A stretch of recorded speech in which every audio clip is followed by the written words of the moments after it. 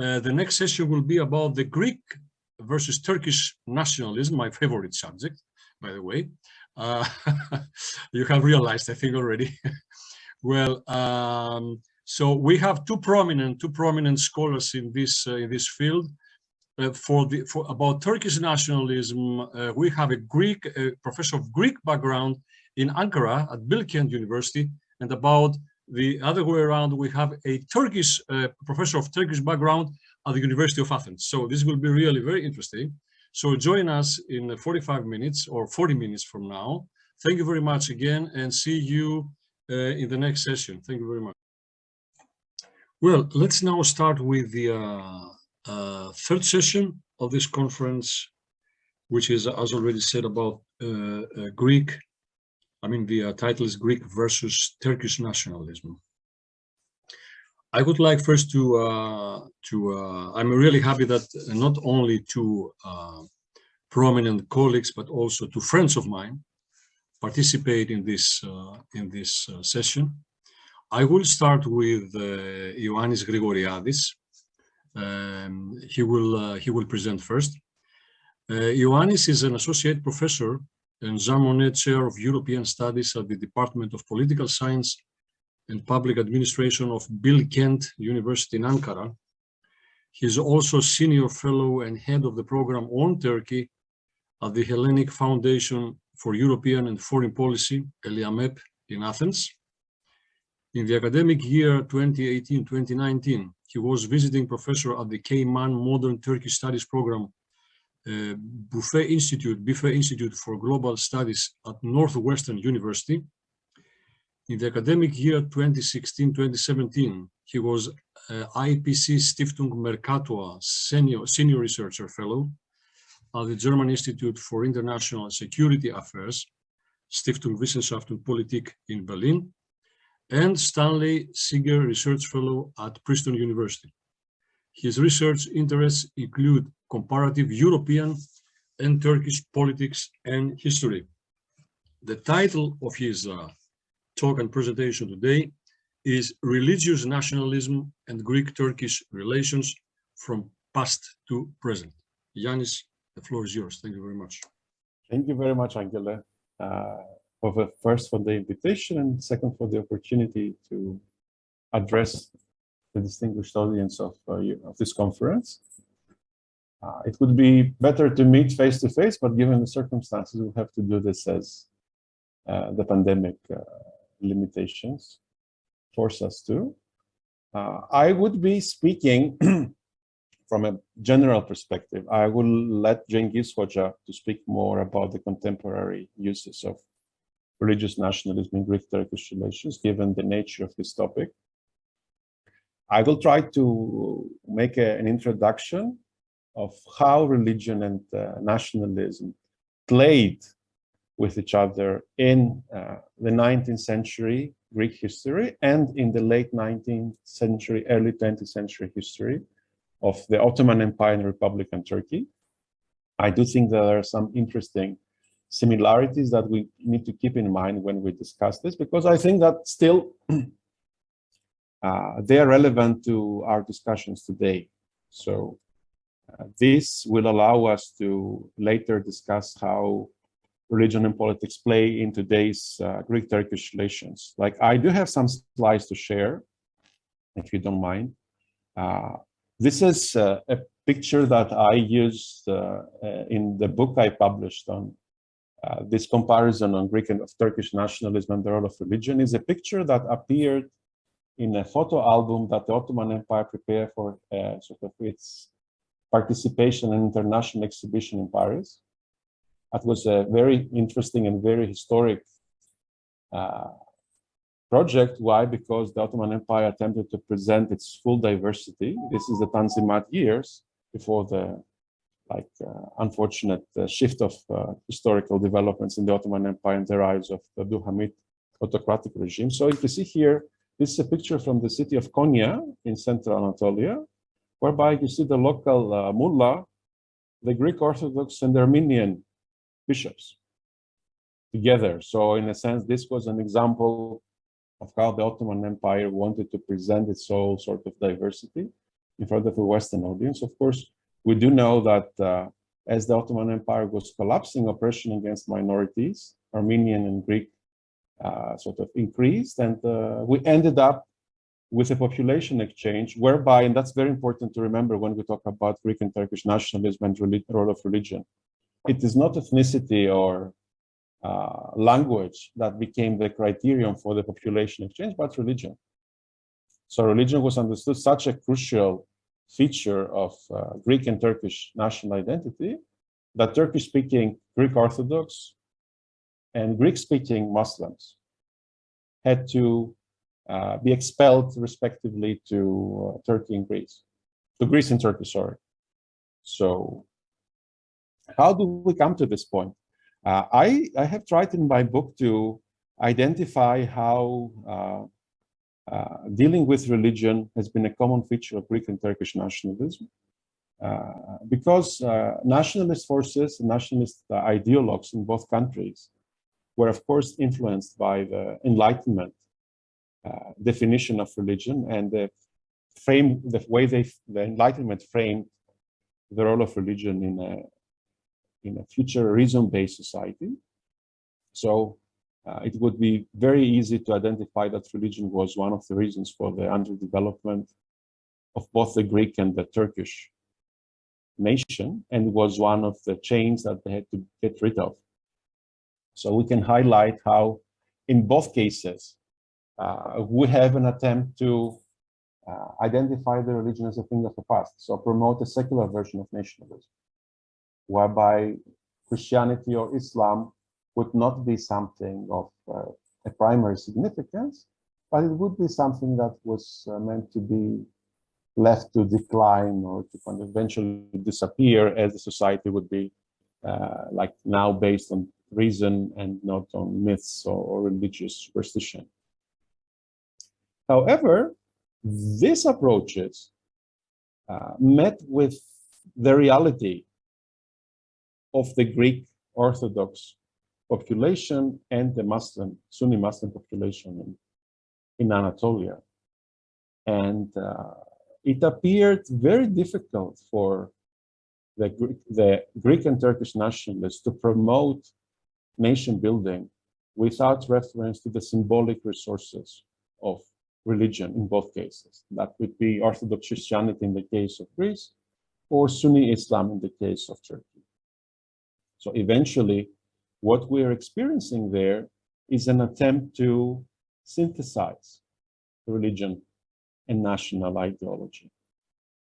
So while in the beginning we have an anti-religious nationalist movement in revolutionary Greece, or in the very early years of the Greek nation state, eventually we have a synthetic approach whereby it is argued that religion is not really an obstacle to the development of national identity, but actually is a very positive instrument.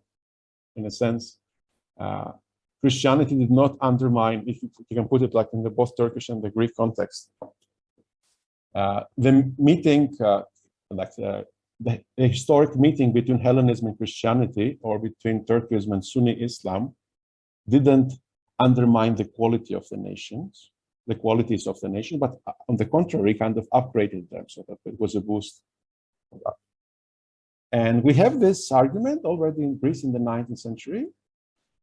So, and I'll give some more details later about this. And in Turkey, of course, this discussion is happening not immediately after the establishment of the Republic, because the mainstream Ataturk view of religion is a typical positivist one. But later, with the rise of political Islam, and particularly what we call the Turkish Islamic synthesis, that is an ideology that comes from the Turkish right in the 1970s, and eventually it becomes the official state ideology in Turkey with a Bren regime.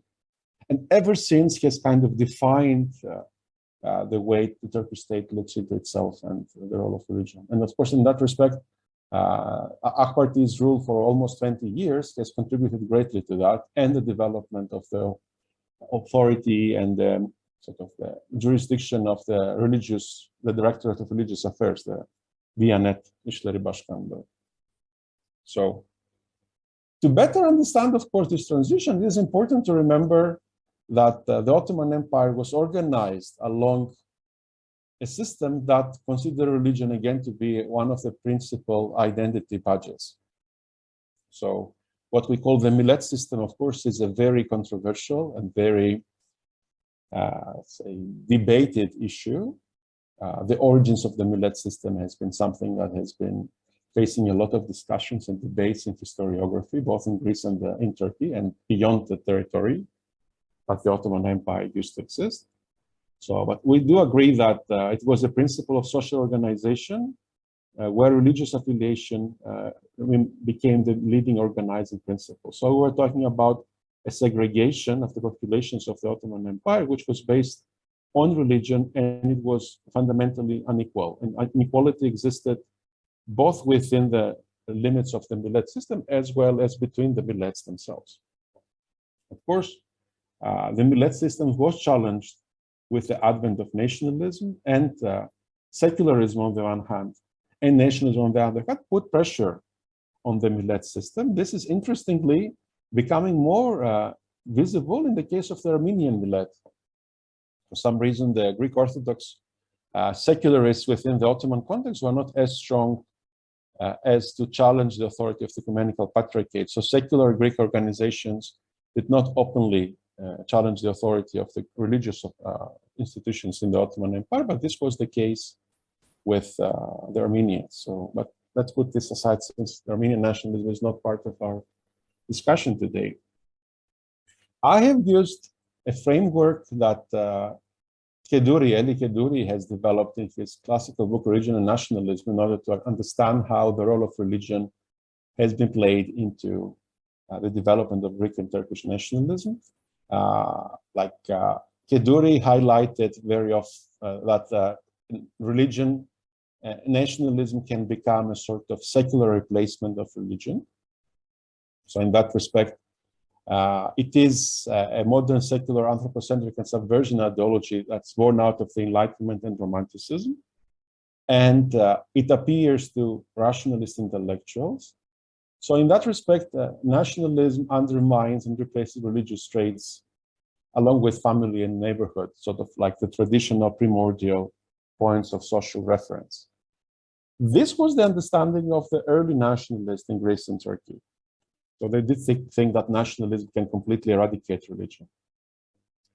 But as I tried to explain in my introductory points, this was not, didn't appear to be very successful. So the vast majority of the Greek people or the Turkish people did not want to get rid of their religious references. And then religious nationalist ideologues realized that they had to adapt their nationalist message to the ethnic and religious traditions of their communities. So in that respect, nationalism acquires a religious hue, a religious coloring, but this religious coloring, of course, serves primarily the interest of nationalism, because if you let's not forget that both Islam and Christianity in that respect they do have a cosmopolitan outlook. Like it's not a religion for a certain group. They're meant to be embracing everybody. So subjugating religion to a nationalist message is something that many sort of religious, like devout religious intellectuals would not agree with. Actually, that's interesting because the Ecumenical Patriarchate in the 1870s tries to make such an argument when Bulgarian nationalism tries to split the Greek Orthodox millet in the Ottoman Empire, and practically the Patriarchate declares nationalism as a heresy. That kind of divides the flock, divides the devout, right? But this was not, of course, the position of the Greek of the Kingdom of Greece. Like Greece had developed its own version of nationalism and early recognized that the Ecumenical Patriarchate would be an obstacle to that. So one of the reasons why the Autocephalous Church of Greece is established is because the Kingdom of Greece wants to have its own national church. And the Patriarchate, both because it is still based in the Ottoman Empire And because it's not in kind of supporting this nationalist ideology fully, it has a sort of completely different worldview, cannot play that role. Others, of course, would look into nationalism as a replacement, as a result religion. So religion becomes, nationalism becomes the new religion of the secular masses. We can see such examples, in my opinion, very often, like especially in Republican Turkey, when we see how Atatürk's veneration has turned into a sort of cult. So Anıtkabir becomes a sort of a quasi-religious site for secular Turks. Kind of it fills that sort of, they're very interesting sort of things to think about, because Anıtkabir was built according to ancient Greek and Roman standards. So it was sort of, as far as I know, it was the mausoleum of Halikarnassus was a sort of one of the sources of inspirations of the building there. But on the other hand, it is treated much in the way that like devout Muslims would treat the turbas of Ottoman Sufi sheikhs or sort of Sunni religious leaders. So all these tendencies coexist, and it is important to remember that all these developments, political developments in Greece and Republican Turkey have also played an important role in the development of these tendencies.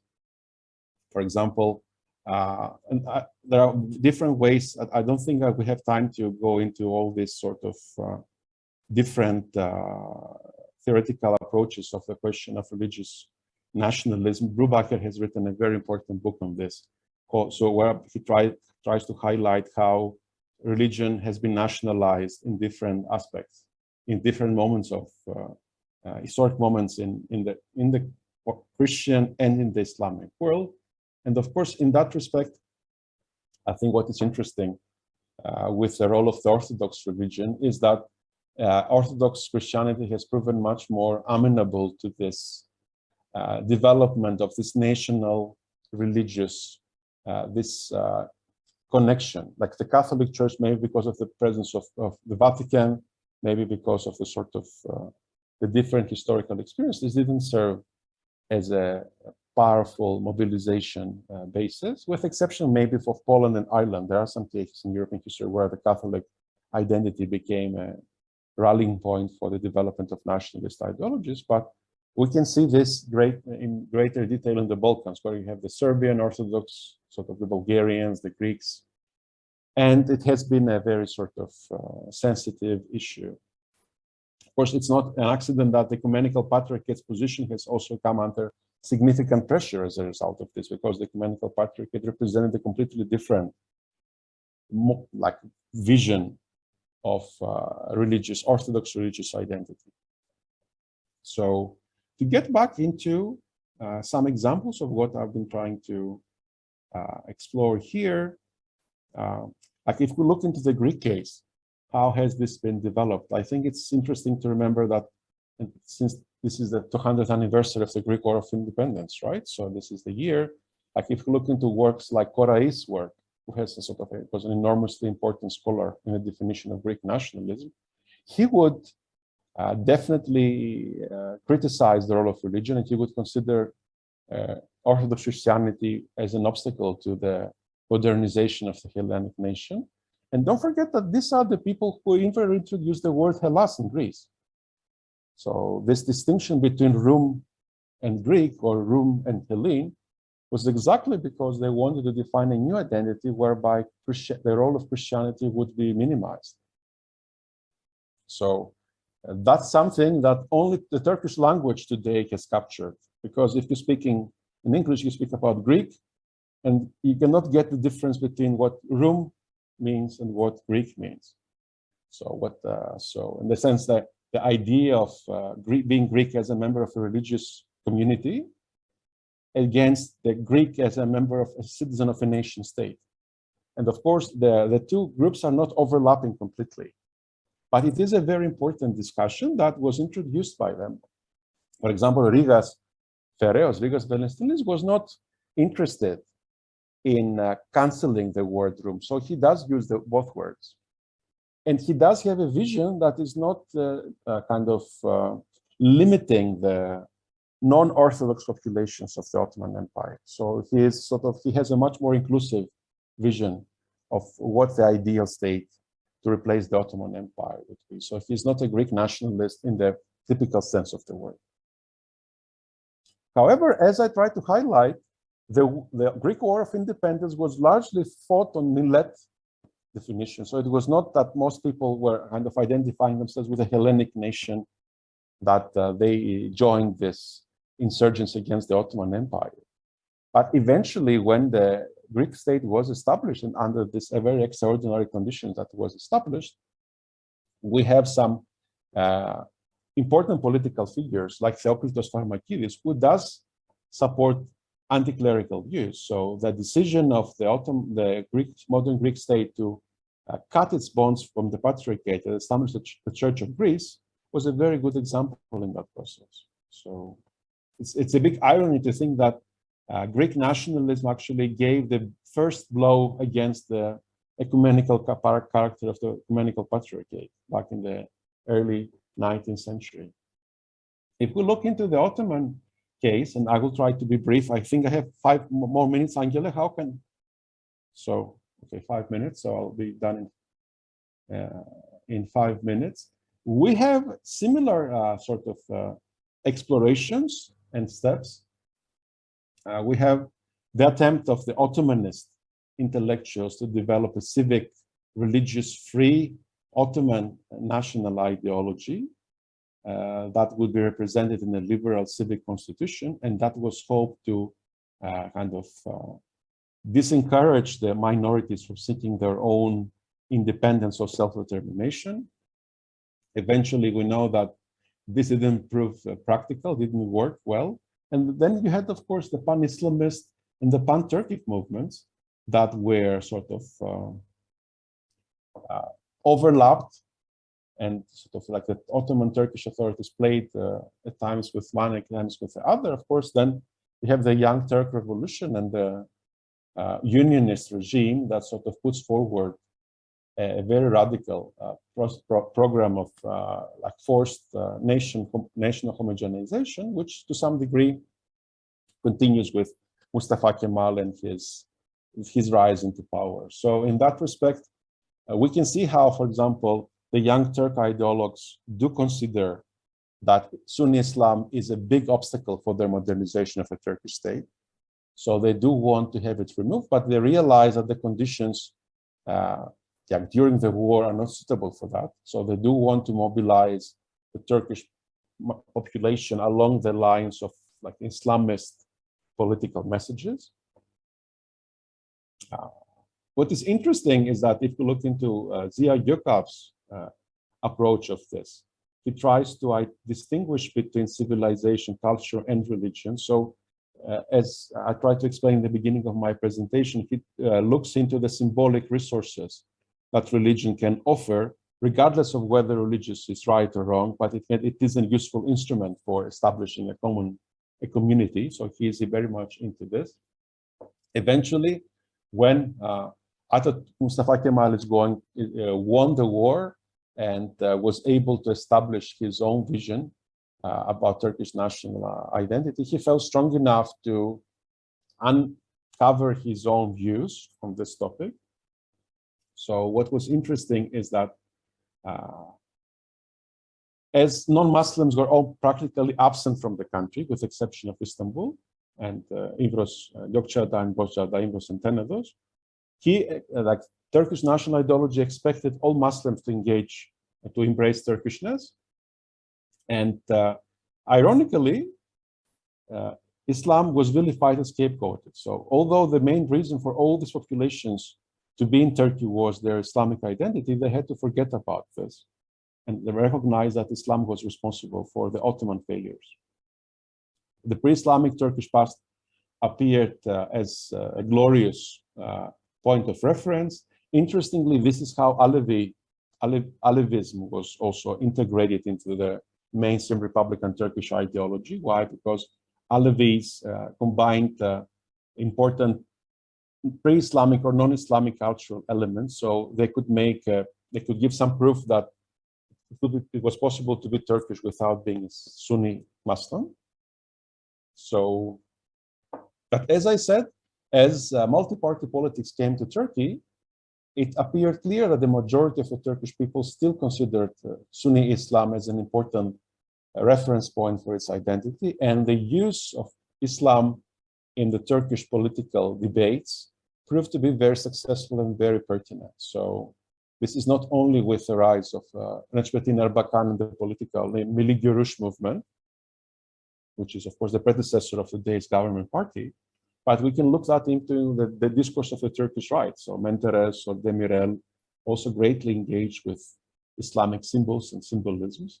And this put significant pressure on the Ataturk's version of Turkish nationalism, where religion was really marginalized. Turkey's struggle against Kurdish nationalism and against leftism or communism in the 1970s provided a very powerful pretext for the return of Sunni Islam as a defining element of Turkish national identity.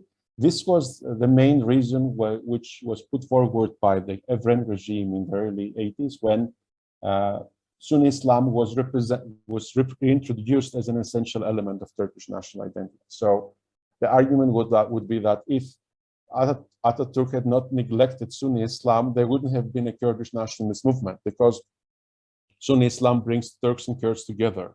So by removing Sunni Islam, this facilitates the rise of a left-wing Kurdish nationalism. Similar was the argument with the rise of left-wing ideologies in Turkey. So developing godless generations, young generations, facilitates the rise of leftist political ideologies. And interestingly, this discourse still remains until today. Like, I don't want to spend more time, so we can have a discussion on this, but this discussion about having a devout new generation is one of the main themes that Tayyip Erdogan is still using in his discussions about where Turkey should go. So, of course, his alliance with MHP has moved the discussion more towards the lines of a very sort of right-wing religious nationalist line, like best represented by Necip Asıl Kısakürek. This is something that didn't exist really in the first years of Erdogan administration, but it's very clear today. But in any case, it does show us that religion still remains a very powerful point of reference in Turkish national identity and in Turkish politics. Like, let me conclude on that, that even when it comes to the economic crisis and what's happening in the last 2-3 weeks in Turkey, like the president tries to make references to Quranic verses or to sort of like Islamic texts to justify what has been going on. So I'll stop here. Thank you very much. And I look forward to our discussion later. Yanni, thank you very much for your presentation, for this deep insights into the question, what is the role of religion towards national identity in both Greece and Turkey since the 19th century until today. As you said, we will continue with the discussion after the next presentation by Cengiz Aktar. I would like to present you, first of all, Cengiz very shortly. Cengiz is a professor of political science. He's invited at the University of Athens and teaches there now. He is a former director of the United Nations, specializing in asylum policies. He's known to be one of the leading advocates of Turkish integration into the EU. He was the chair of European Studies at Bahçeşehir University in Istanbul, where we have commonly been colleagues for 2 years. In 1999, he initiated a civil initiative for Istanbul's candidacy for the title of European Capital of Culture. Istanbul successfully held the title in 2010. He also headed the initiative called European Movement 2002, which aimed at putting pressure on the lawmaker to speed up political reforms necessary to begin the negotiation phase with the EU. In September 2008, he developed the idea of an online apology campaign addressed to Armenians and supported by a number of Turkish intellectuals, as well as over 32,000 citizens of Turkey. In addition to EU integration policies, his research focuses on politics of memory regarding ethnic and religious minorities, on history of political centralism and on international refugee law. His latest essay, The Turkish Malaise, was published in addition to English, French, German, and Greek. The title of the presentation of Cengiz today is Turkish Imaginary and the Security Architecture of Southeastern Europe. Cengiz, please, you have the floor. Angele, thank you, and good afternoon to all. Yasu Yani, good to have you with me. Angele was mentioning that Turkish nationalism and Greek nationalism, and he preferred that I talk about Greek nationalism. I will deceive you. In any case, Yanni extensively talked about both. So I will concentrate rather on the relationship between the new Turkish imaginary and the security architecture of Southeastern Europe. In the meantime, I thank the co-organizers for this interesting event. So the interaction underlined by Angele between the imaginary, the memory, be it genuine or forged, and present-day Turkey has reached, in my opinion, an unseen level with the government of political Islam. A certain reading of the past shapes the present, and the present influences the formation of a new historical narrative and a collective memory. I mean, this is something new. And I would like to sort of essay, I mean, an oral essay, go deeper on this.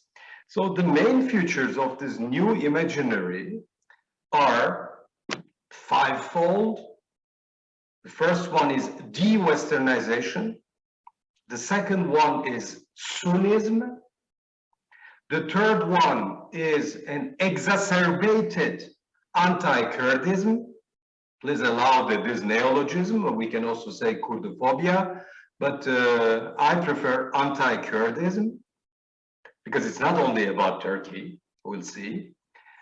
Fourthly, the Ottomano-Turkish irredentism, and as a consequence of this irredentism, a diplomacy vis-a-vis or against countries in the region, including former allies, in which the military threat prevails. So maybe we can add to this mix a sort of parochialism raised to the status of science, like in the case of this famous Erdoganomics, which which is spreading all around with this lowering of Turkish interest rates and the free fall of the Turkish currency. I mean, it has something to do with the economic security. So in that sense, it's extremely important. So this is a rather new phenomenon. And I would like to describe this interaction within the framework of the new security architecture of Southeastern Europe, as well as the Middle East. So which are today the threats and the challenges to security in these two sub-regions, and how they are shaped by the new Turkish imaginary? Let's go through them, and let's start with the indirect effects of Turkey's domestic and external actions induced by this new political imaginary. So let's start with the unconventional hybrid threats and threats by non-state actors. Firstly, of course, the well-known refugee situations generating from Syria and Iraq. These have become almost a permanent security threats in the region, and they are intimately related to Turkey's political imaginary, which forbids any sort of empowerment, and I'll underline this empowerment, by regional Kurdish actors, be it Iraqi Kurds or Syrian Kurds or even less Turkish Kurds. So as a consequence, we have permanent armed conflicts in these two countries. And we can, I think, safely say that today, if the civil war in Syria drags on, it is now mainly due to Turkey's Syria policy. So the second indirect effect is the mass migration from the Middle East that remains a hybrid security for decades to come with Turkish nationals, creating a potentially explosive migratory pressure. This is a direct consequence of Turkish political imaginary as put into practice and action by the political Islam. In other words, the present-day political imaginary of the regime headed by Mr. Erdogan will continue to produce emigration as it does since July 2016, the so-called coup d'etat. Indeed, since then, some 2 million, according to the Western intelligence services, 2 million Turkish citizens have already left Turkey. So, along the same lines, those groups who have found a safe haven in Turkey today, evaluated to 6.5 million, by the way, by the most recent World Migration Report of the International Organization for Migration. These 6.5 million foreigners are susceptible to move towards the West if the present economic policies and the hardship continue to deteriorate the situation in the country.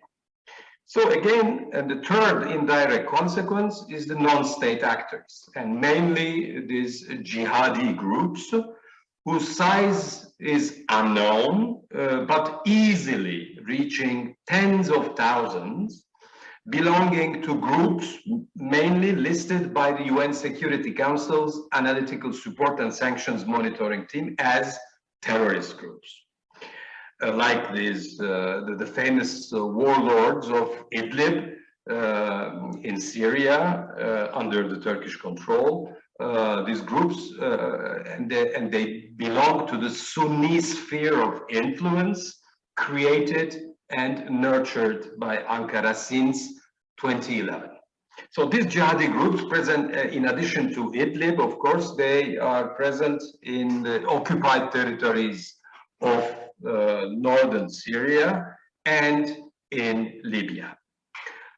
Regarding Turkey per se, the country has moved from being a partner in security to a threat to security. This is new.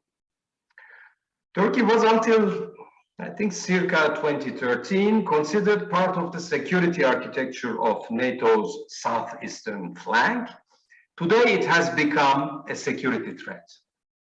In other words, it moved from being part of the solution to become a part of the problem. There are many, examples.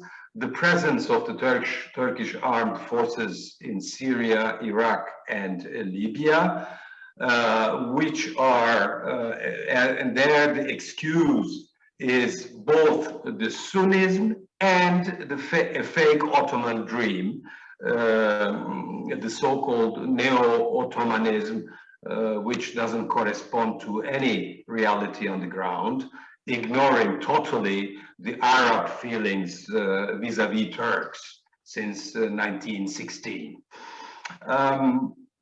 The second important feature of this security threat is the flirtation with NATO's top adversary, Russia, buying Russian arms, the famous S-400s, now Sukhoi 57, maybe civilian nuclear cooperation right across Cyprus, in a seismic zone, by the way.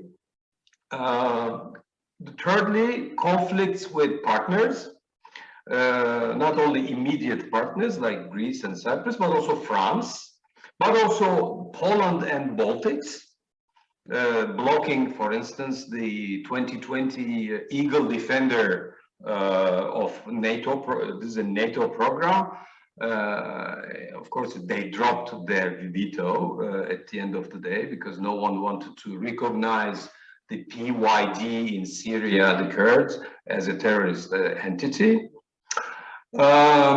Another development, important development of Turkey's new and imaginary moving the praxis of the country, a de facto end of the EU candidacy. It's very simple. I think Ankara's norms, standards, principles, and values today are in total contradiction with those of the EU's. Actually, the regime can exist only if it denies those norms, standards, principles, and values. So I don't think any need to go deeper on that. As for the Greek, including Cypriot, of course, Turkish relations, this imaginary has developed into a new, I would say, concepts like blue homeland. I think it corresponds to a size as big as the half of the Turkish territory. It is 400,000+ square kilometer of sea, land, sea homeland. This is why it's blue. Of course, a gunboat diplomacy, especially towards Greece and these two countries, open threats, hybrid threat, the refugees, pushed towards the Turkish-Greek border last year. The agreement between the former Libyan government in Tripoli and Ankara, a sea border bypassing completely and ignoring Crete as a landmass, a visible military built up in the north of Cyprus, and illegal occupation of Varosha by the non-recognized entity in the north of Cyprus. Last, not the least, the threat to collective memory, symbolized, in my opinion, by the reconversion of Hagia Sophia into a mosque. It was, I think, already last year. So, to provisionally sum up, I think the major paradigm shift in the imaginary and its interaction with Turkey's domestic and external actions, as I try to illustrate, we witness the revision of Turkey's post-World War II alliances and choices, and maybe it goes further back than this, to the early 19th century, to the beginning of the Ottoman Empire's Westernization process. And the present day political imaginary of the regime, of the political Islam, functions as the opposite of a Western-prone Turkey. My presentation will stop there. I can talk much more than this, but I hope in the course of the discussion, we will have the opportunity to go maybe deeper in some of the points that I raised. Thank you, Angele. Çok teşekkürler. Thank you very much for your presentation. We actually had two different presentations on the same topic, so to say. Ioannis was discussing about the development, about the preconditions of defining national identity in both countries, Greece and Turkey, since the 19th century.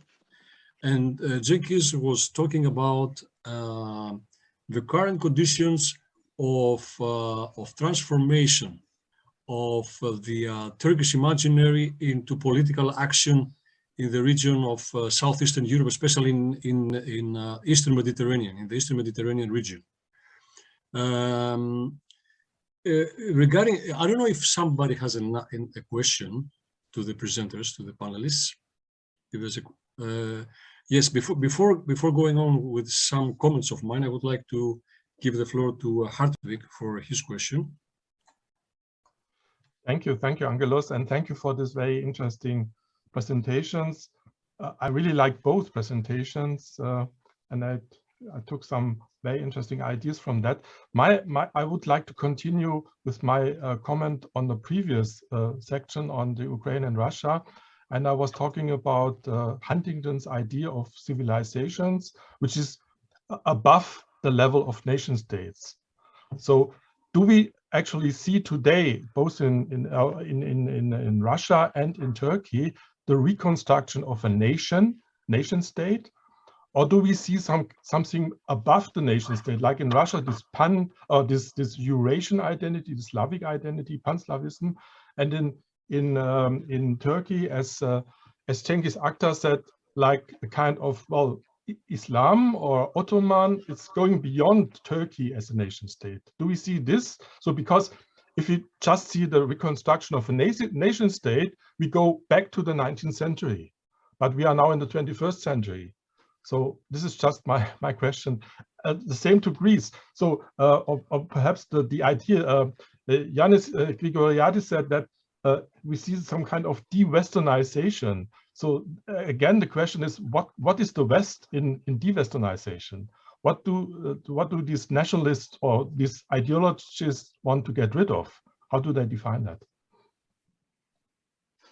Okay. Cengiz, please, you have. Oh, Yanni. So let's start with Yanni, no?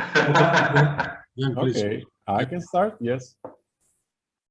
Well, anti-Western feelings in Greece have been quite strong throughout the 19th century. And interestingly, this has been expressed very often as like a romantic, let's say, reaction or sort of like the criticism of the project of Greek modernization. And very often this reaction was really based on some like religious points of reference. Most interestingly, if I want to make a sort of an interesting comparison of that, we can see how about 20 years ago, when the Greek-Turkish rapprochement started, you would see the Patriarchate being a strong supporter of a new look of Greek-Turkish relations, and of course, hoping that also the rapprochement would improve the conditions of the Greek minority in Turkey and the Patriarchate as well.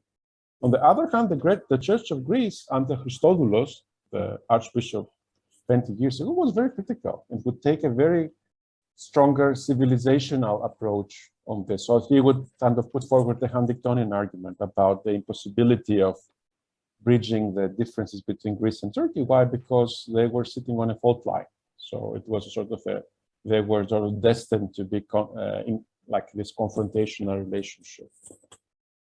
This anti-Western element in Greece was also expressed in political terms in the previous decade. During the crisis, you had this anti-EU, anti-German movement that to some degree even came to power with the Syriza-Anel government. So both Anel, this far-right populist party, and Syriza, the left-wing populist party, did kind of embrace some of these ideas, but their decision to back from the referendum results and their let's say, adaptation with the European mainstream also undermined the appeal of these ideas in a great part of the Greek public opinion. So I wouldn't consider them to be very important, although they're present. There is a party called Greek Solution today in the parliament that very much plays along these lines, and it's actually debated that it might be getting covert support by Russia, like other sort of right-wing, anti-European, sort of Western liberal ideas parties. So that's the question on Greece. Regarding Turkey, if I may kind of jump into the first question you raised, I think that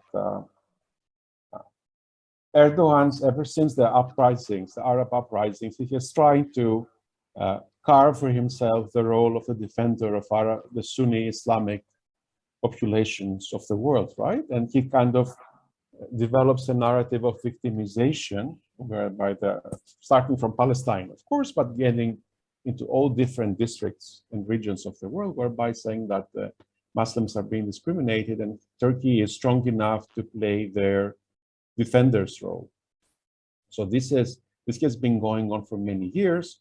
And of course, the Muslim Brotherhood was a crucial instrument in that strategy, because the Muslim Brotherhood, which is an organization much older than AK Party, but it became almost subservient to Erdogan's interests, like the Muslim Brotherhood operatives moved from different parts of the Arab world to Istanbul. So, and this of course led to the sharp deterioration of the relations of Turkey with Saudi Arabia, with the UAE, and a number of very important, Egypt, of course, also because of the coup, but also because of the sort of very personal animosity between the two leaders, Sisi and Erdogan.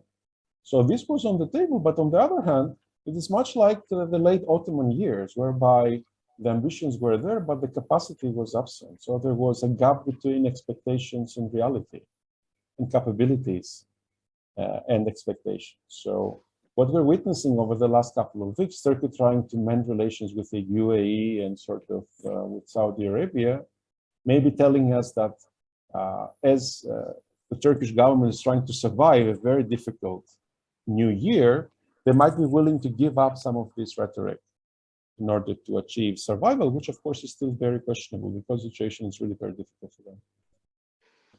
Okay, thank you, Hartwig, for this two important points that you raised. Well, let me go back to this curious animal called the Turkish nation. It is, you know, Yanni touched upon briefly, referring to Eli Keduri, etc. But, you know, we should, I think, understand one key point. You know, when the Turkish nationalists started or tried or were compelled to invent the Turkish nation, I think the cutoff date is 1912, definitely, the loss of the first Balkan Wars, where the elites decided that it will be impossible to survive as a state without a nation. So, as always, nationalists prefigured the Turkish nation. But when these intellectuals, a bit like Italians, by the way, Mazzini was saying the same, you know, they had to invent Turks. So they went around and they looked for some common denominators.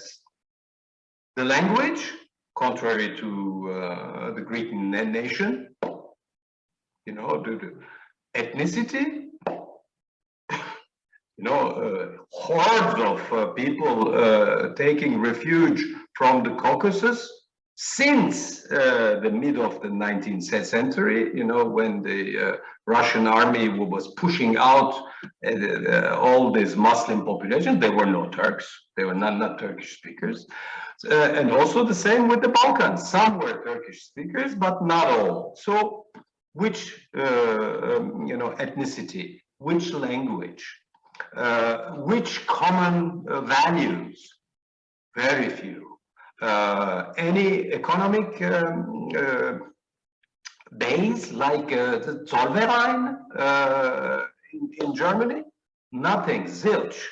Actually, the existing bourgeoisie was annihilated by the Armenian genocide and the anti-Greek pogroms. So nothing there. So what remained? Islam. Islam is the very foundation of the Turkish nation. But there is a schizophrenia there. The Turkish nation, although based on Islam, was refusing the public appearance of this very Islam with the French-style secularism called la laïcité. Okay, so this is a total schizophrenia. On the one hand, the Turks were, in their mind, and they were happily adhering to this new nationhood because they were Muslim. It is very well known, you go still today in Anatolia, in Mikrasia, and you ask people, what are you? They say, I'm Muslim. They never say I'm Turk. Still today in the villages. And imagine at the time, 100+ years ago. So, the religion was clearly the common denominator, the cement of the nation, but forbidden from the public space. So what happened with the political Islam, the rise to power of political Islam in 2002? Well, this no-go, has been blown up, and something else happened there. And it was very interesting, and it's still going on. Actually, to respond directly to your question, the Turkish nation state or a nation is still under formation, and but this time openly with a Sunni overtone. And I insist on that because there is a very common formula that Yanni knows well. It's yerli ve milli. Yerli ve milli means local, autochthon, and national. But it means what it means. It means Sunni, it means a Turk, it means a male, if possible, as opposed to female, and conservative. So this is the definition of Homo Turkica or Homo Turkicus, as defined by the political Islam. And of course, it is extremely difficult to make it work because of the Kurds, because of the Alevis, because of the women, extremely important, and there are clashes on each and every strata of the Turkish society. So your second point regarding de-Westernization, that I used this term, it is not something which we can compare to the Russian, this Narodnik and so on, this anti-Western, nerve, the anti-Western current has always existed, actually, since Peter the Great, and for the Ottomans since the beginning of the Westernization. The only difference is 100 years between the Russian Westernization and the Ottoman Westernization. The Russians started 100 years ago, 100 years before. So this anti-Western feelings, actually, philosophy and practices, and existed all through. And they still exist in both countries. But I'm talking about something else. In Turkey, these anti-Western tendencies have been developing recently. I would say the last 8 years, my cutoff date is 2013, to something else. And when I say something else, it's, Turkey is de-Westernizing, or at least the political Islam is trying to de-Westernize the country by all means.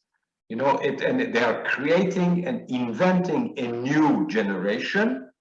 They are revising the curricula at all levels, and the importance that this Diyanet, the religious affairs that Yanni just mentioned, the Directorate for Religious Affairs, has become a kind of Sheikhul Islam, you know, like during the Ottoman times, you know, giving fatwas, you know,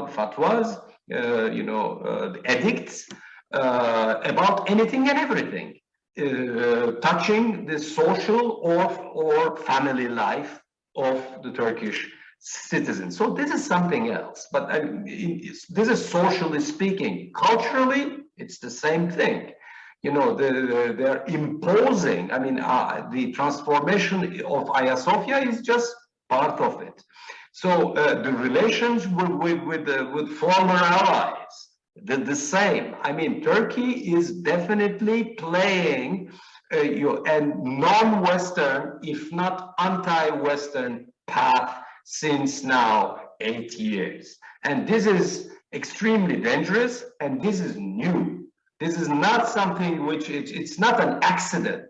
It is not just, you know, some, I would say, you know, some wrong development. I mean, it's much deeper than that. I will just give one example and give the floor to Angele with this question.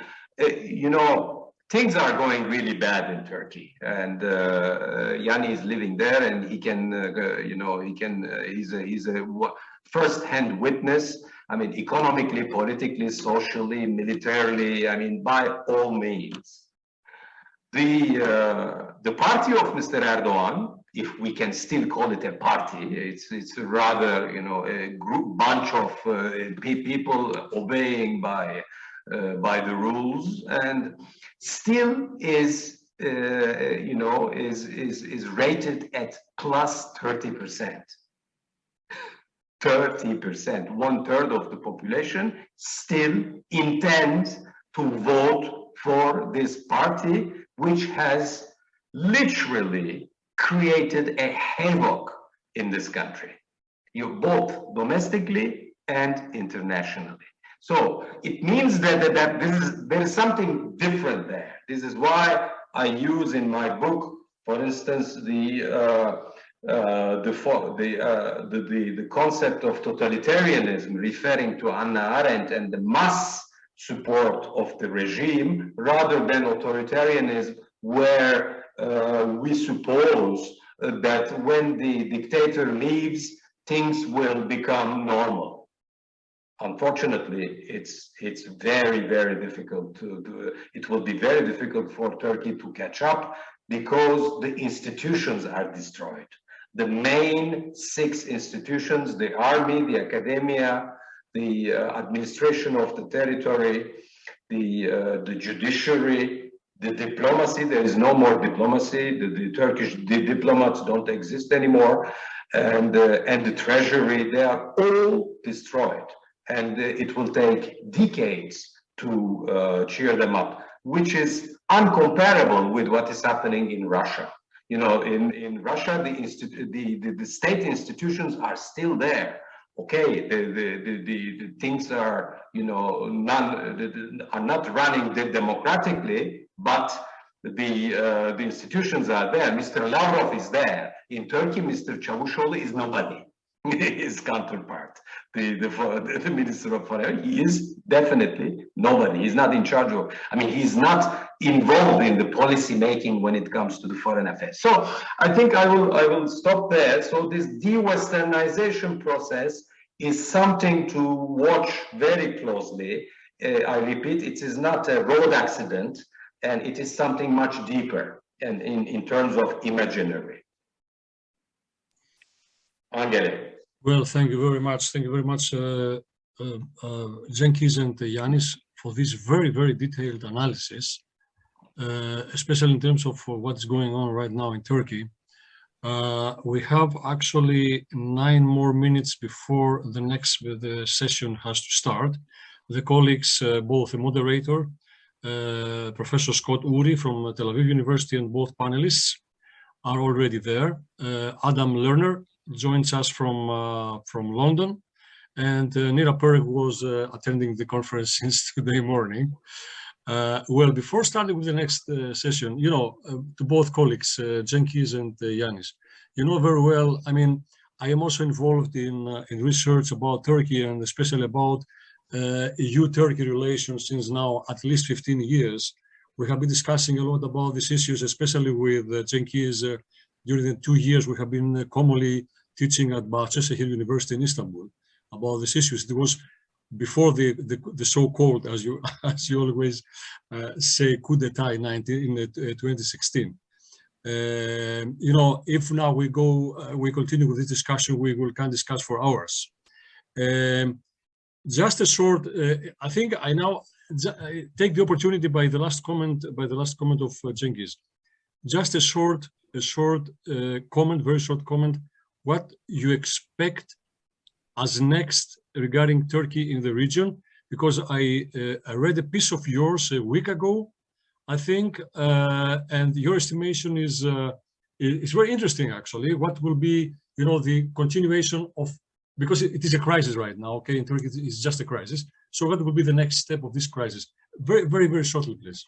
I think Turkey has become, as I use the formula, security threat, but it's an international liability now. I mean, it is something with which the world and to start with the West should deal with. I am expecting, you know, a formula a la Sisi, like in Egypt. I don't expect that this government can reasonably organize elections that it may lose. No way, because this regime has been in so many misdeeds and violations of the constitution and the laws and the international law. Don't forget about the International Criminal Court regarding the invasion areas in northern Syria and this sort of things. So I think they cannot dare to lose the elections and organize a chai party and give the power and the government to the winners. There is no such a thing. I don't think it will happen. So I'm expecting a palace coup, probably by a very strong man, by Hulusi Akar, the present Minister of Defense.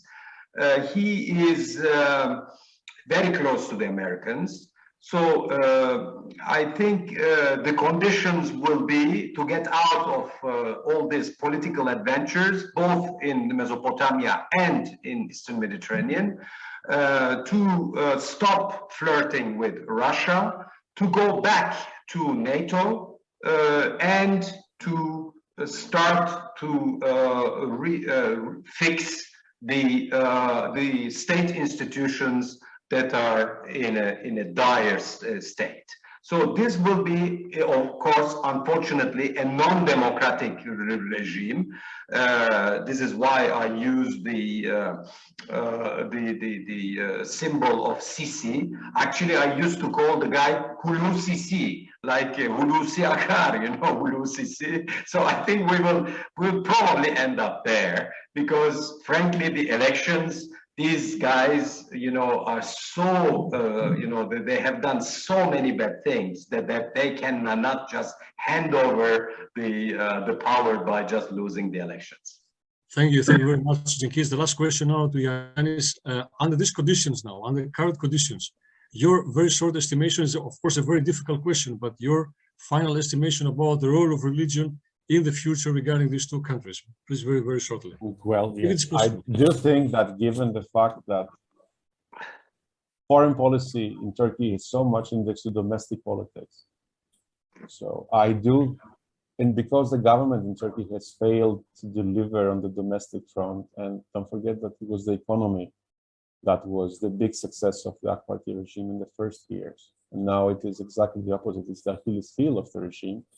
I do expect a lot of religious references because this is the last thing that the government can use in order to mobilize its voters on this kind of identity cleavages that still define Turkish society to a considerable degree. So they will try to do that.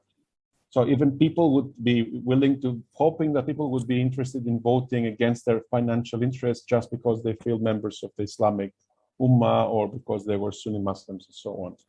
In the case of Greece, I don't, as I said, the religion and nationalism has been used at times very successfully, but I don't see this becoming a defining feature of Greek politics, at least in the coming years. So it will be a different understanding of Greece being a member of the European family and sort of trying to turn the negative story of the last decade. That would be the main narrative.